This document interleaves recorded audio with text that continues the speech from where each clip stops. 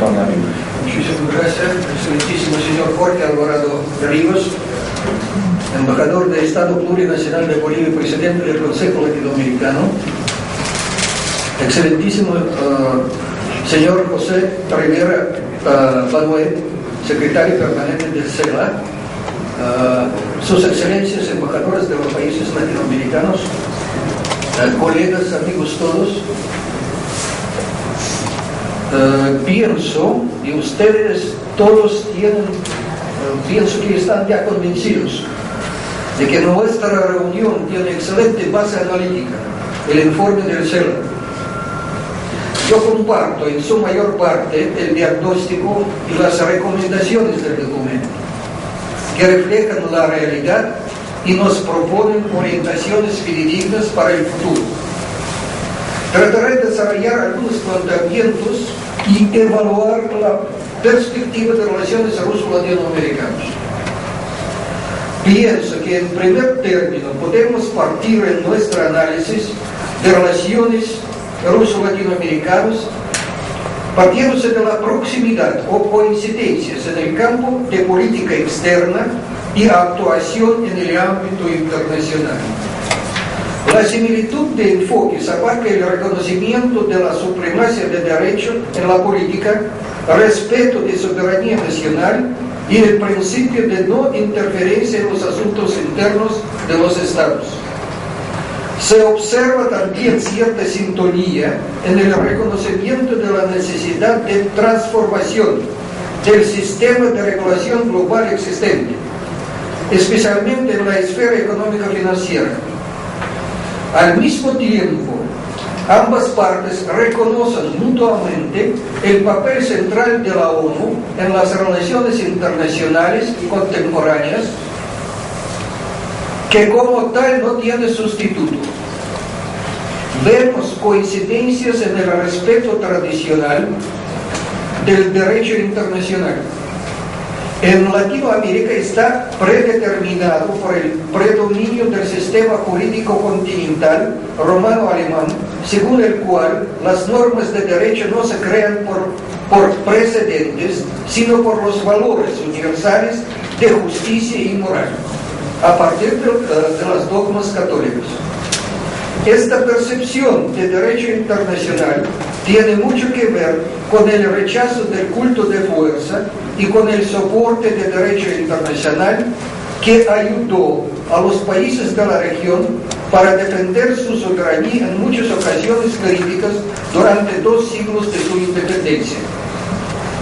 Tanto Latinoamérica y el Caribe como la Federación de Rusia optan actualmente por el mundo policéntrico, rechazando unilateralismo en la solución de problemas internacionales. El concepto del orden policéntrico, como se percibe en la Federación de Rusia, presupone la participación adecuada del país en la regulación global junto con otros centros ascendentes en la economía mundial y política internacional, incluso con Brasil como representante latinoamericano. Esto puede ser un paso decisivo para equilibrar la correlación de fuerzas en la arena internacional y sentar las bases para crear mecanismos de regulación global más representativa. Para países latinoamericanos, el movimiento hacia el orden policéntrico significa la ampliación de su margen de maniobra en la arena internacional y mayores posibilidades para escoger proyectos alternativos de desarrollo. Vale la pena mencionar que Rusia y sus antecesores, URSS y el Imperio Ruso, no tenían conflictos serios o tensiones prolongados en la historia de sus relaciones con los países de la región. Además, actualmente están fuera de realidad los prejuicios ideológicos que sí tenían influencia considerable en los tiempos de la Unión Soviética. Todo eso crea el clima favorable político-moral para la colaboración mutuamente ventajosa de las partes y para entendimiento mutuo en asuntos internacionales. Otras premisas están relacionadas con tradiciones históricas en la inserción internacional. El actual Estado ruso hereda el acervo histórico del Imperio Ruso y de la Unión Soviética. Vale la pena decir que Rusia representa 2/3 de su territorio de la ex-Unión Soviética y la mitad de su población. Desde ese punto de vista, nuestras relaciones con Latinoamérica y el Caribe de ninguna manera pueden ser consideradas como improvisación de última década. Las relaciones diplomáticas oficiales con Brasil comenzaron en 1828, con Uruguay en 1857, con Argentina en 1885, con México en 1890. Se considera habitualmente que la política externa de la URSS se basaba principalmente en preconceptos político-ideológicos. Es correcto, pero solamente en parte. Durante 3 últimas décadas de la URSS, el interés económico ocupó su lugar a la par con lo ideológico y lo político. A mediados de los años 80, la Unión Soviética participó en las exportaciones e importaciones regionales con la cuota alrededor de 3-4%. Claro está que el grueso de ese intercambio se refería al comercio con Cuba. Según las estadísticas soviéticas, la porción cubana en el intercambio total con la región desde los años 60 nunca se disminuía por debajo del 70%, superando a mediados de 80 el 80% del volumen agregado de Latinoamérica. Pero en aquel entonces no se trataba del intercambio comercial primitivo, sino también de realización de grandes proyectos de inversión, en primer orden en Cuba, por supuesto. Pero al mismo tiempo no se puede olvidar obras de envergadura en Argentina, Perú y Nicaragua.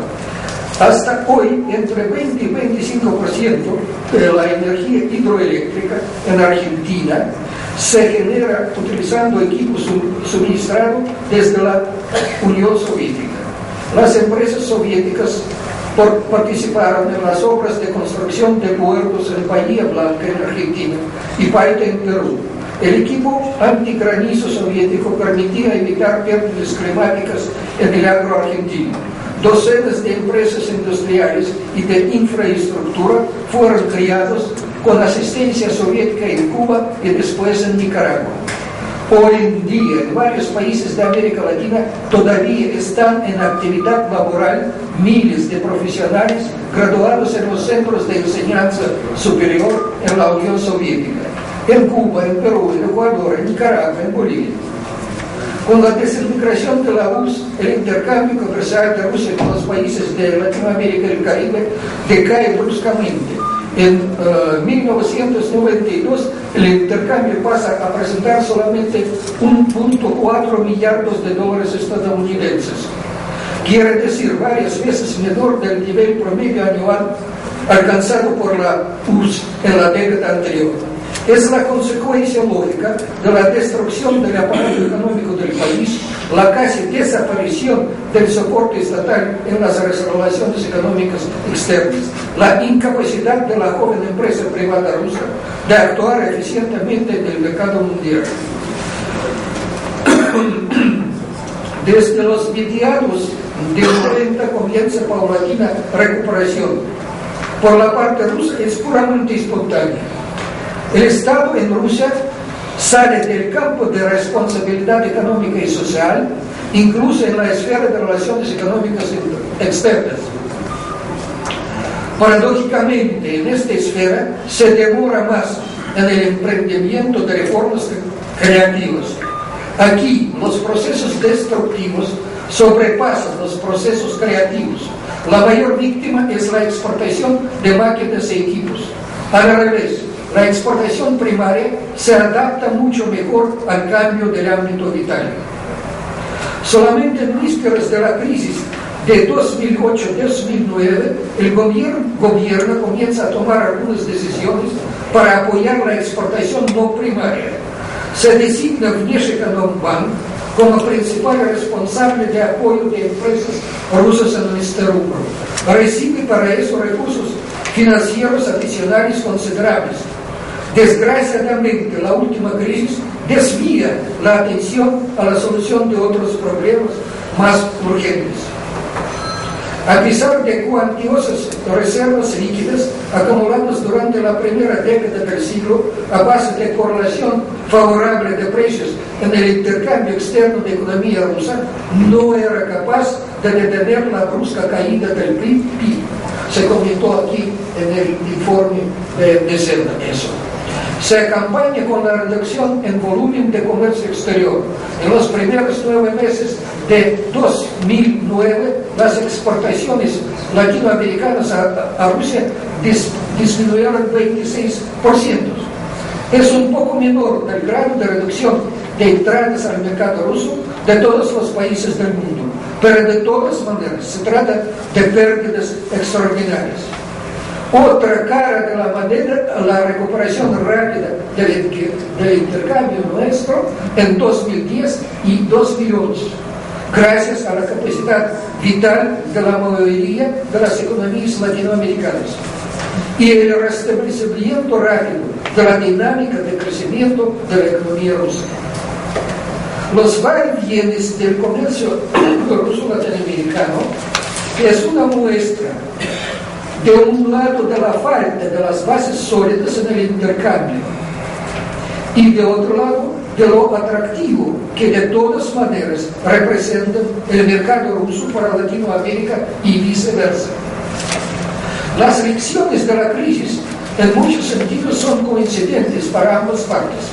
La economía rusa, a pesar de la probabilidad de mantenimiento a largo plazo de alta coyuntura en el mercado mundial de hidrocarburos, no puede seguir el mismo patrón de desarrollo. Hoy día en Rusia se repite desde las tribunas más altas que el país no tiene futuro sin la reindustrialización, sin modernización e innovación.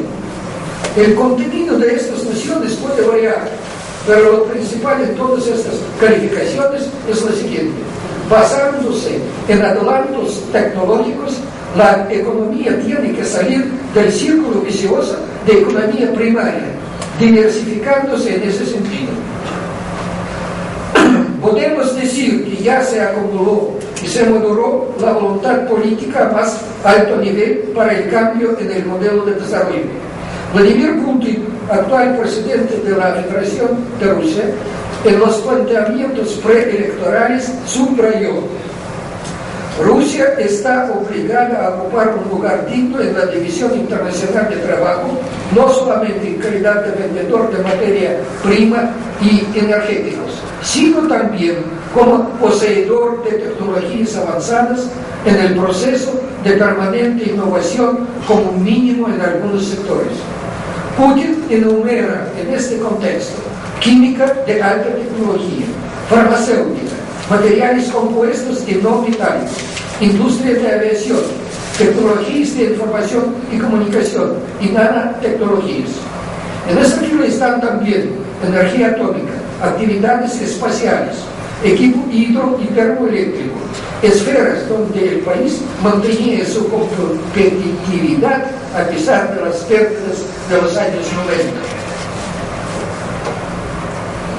Inmediatamente después de la toma de posición como presidente, el 7 de mayo del año en curso, Putin firma el decreto número 596 acerca de política económica estatal a largo plazo.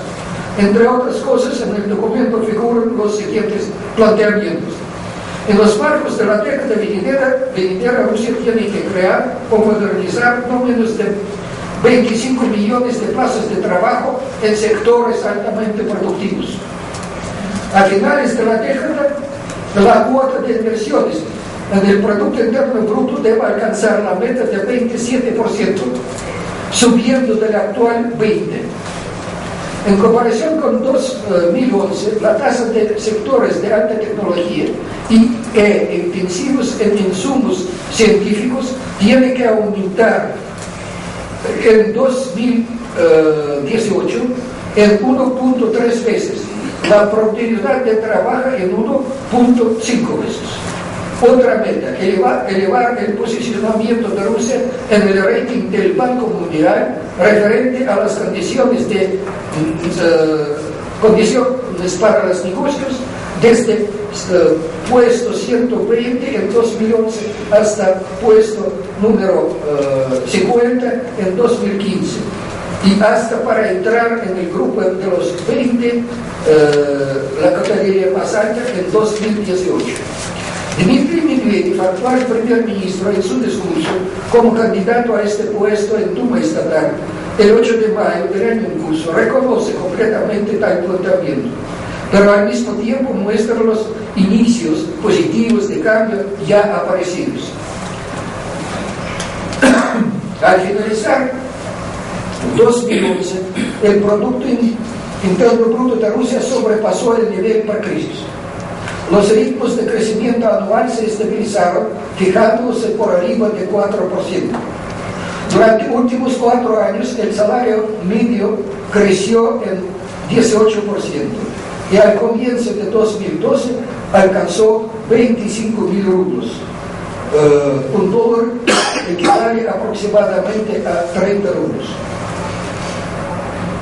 Al mismo tiempo, el índice de desocupación durante los últimos 2 años se redujo en 2 millones, llegando al nivel precrisis. Se frenó el proceso inflacionario, bajando del 13 a 6% a finales del año pasado. Dmitry Medvedev declaró que a finales de la década en curso se supone sobrepasar la meta de 75 años en la esperanza de vida al nacer, detener la desocupación por debajo de 5%, el déficit presupuestario mantener por debajo de 1%. Las posibilidades de Rusia en los mercados latinoamericanos, por supuesto, dependen del potencial de apoyo de las exportaciones rusas. Tal mecanismo de apoyo de exportadores formalmente comienza su funcionamiento en Rusia al inicio de la década pasada. Se trata de primero, garantías estatales, $3 millardos estadounidenses anualmente. Segundo, compensación de los gastos para el pago de intereses en los bancos de préstamos para exportación. Durante un periodo comprendido entre diciembre de 2009 y hasta finales de 2011, representó 27 millardos de rublos, o un poco menos de $1 millardo. Tercero, préstamos a largo plazo. Eso se realiza en los marcos de acuerdos intergubernamentales. Los ejemplos nos representan los casos de Bielorrusia, Vietnam y Cuba. Cuarto, apoyo a los pymes. Durante los últimos 7 años, en el presupuesto federal se asignó 2.6 millardos de rublos para cofinanciar las actividades de exportación de los pymes. Además, con apoyo federal, en 25 regiones de Federación de Rusia se crearon centros de apoyo para empresas que inician actividad económica externa. Como se ve, no se trata de un sistema de envergadura. Hay algunos elementos, pero falta mucho para asegurar el apoyo eficiente y estímulos reales. Actualmente, las esperanzas están vinculadas con la recién creada Agencia de Seguro para Exportación. Como primer aporte al capital social de la agencia, figura la asignación de 30 millardos de rublos por parte del Veshekanombank. Las obligaciones de la agencia serán cubiertas por garantías oficiales. Se considera que en 2012 el volumen de exportaciones de bienes y servicios asegurado por la agencia no será menor que $5 millardos estadounidenses. Por supuesto, las posibilidades de ampliación y enriquecimiento cualitativo de las relaciones económicas ruso-latinoamericanas dependen del grado del dinamismo del desarrollo de ambos lados.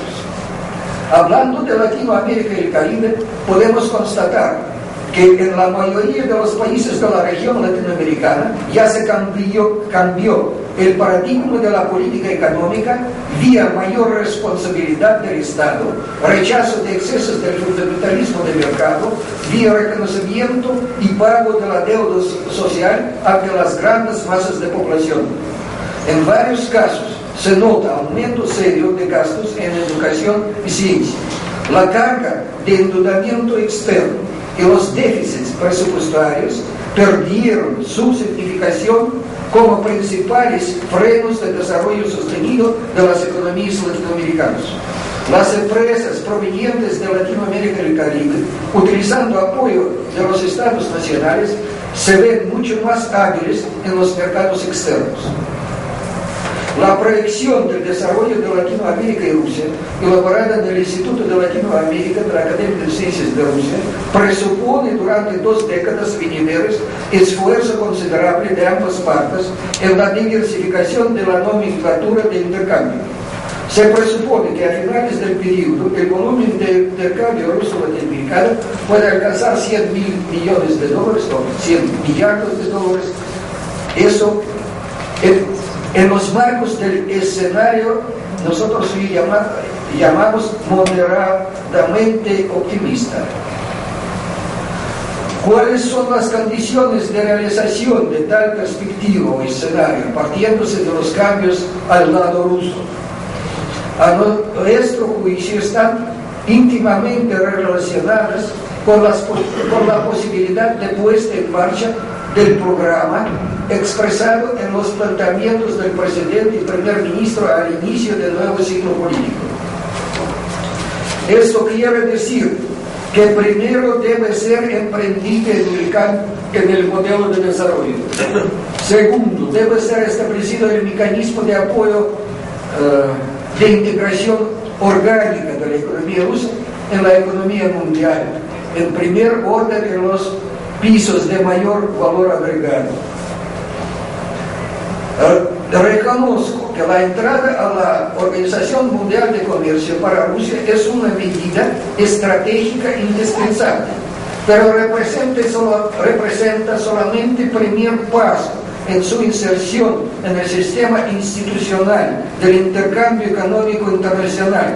Está por delante perfeccionamiento de las bases institucionales en relaciones económicas bilaterales, creación de un mecanismo integral de estímulos y garantías, que por ahora no existe, salvo algunos elementos, para avance en ampliación y diversificación de exportaciones no primarios, vía préstamos a largo plazo, seguro, preferencias fiscales, etc. Establecimiento de vínculos de cooperación real con organismos multilaterales de corte regional y subregional en Latinoamérica. Ingreso directo o asociativo a los bancos multilaterales de desarrollo que actúan en la región. Banco Interamericano de Desarrollo, CAF, Banco de CARICOM, Banco del Sur. Conclusión de acuerdos que establecen relaciones preferenciales con las agrupaciones económicas en la región. Estudio de posibilidades para acuerdos de libre comercio con principales socios de la región. No se excluye la posibilidad de acuerdos del mismo género entre agrupaciones de integración de ambos lados. Unión Aduanera Trilateral de la Federación de Rusia, Bielorrusia, Kazajstán, Euroces, Mercosur, UNASUR, etc. En nuestro análisis a largo plazo para los países de Latinoamérica y el Caribe, nosotros partimos de hecho de mejoramiento de las premisas para el desarrollo sostenido. Latinoamérica y el Caribe como región es capaz de mantener los ritmos de crecimiento del Producto Interno Bruto superando el índice medio mundial, pasando de 3 a 4%. Lo mismo se refiere al comercio y a la presencia de la región en el mercado mundial.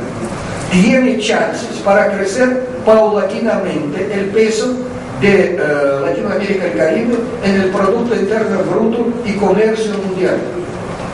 A lo largo de 2 décadas venideras, los países de Latinoamérica y el Caribe, sin duda, diversificarán más sus vínculos externos desde el punto de vista geográfico y por el contenido, elevando la cuota de valor agregado y nivel tecnológico de las exportaciones. Resumiendo nuestras apreciaciones, podemos decir que la perspectiva de colaboración económica ruso-latinoamericana se asocia con terrenos tradicionales y no tradicionales. En las exportaciones rusas se mantendrá la presencia de productos químicos. Actualmente, fertilizantes ocupan 39%. De petróleo y sus derivados, en 2010 el porcentaje fue 29%. Metales ferrosos y productos de ellos, 12% en 2010.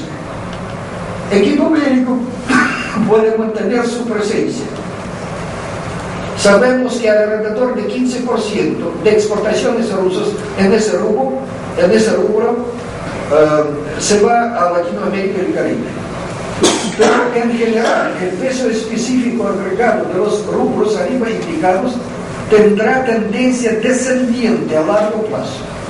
Durante el primer decenio, con mayor probabilidad en el segundo, esperamos avances en las ventas de helicópteros, equipo energético, servicios y prestación de know-how en transporte ferrocarril. Rusia está interesada en la cooperación en el campo de pesca y acuacultura.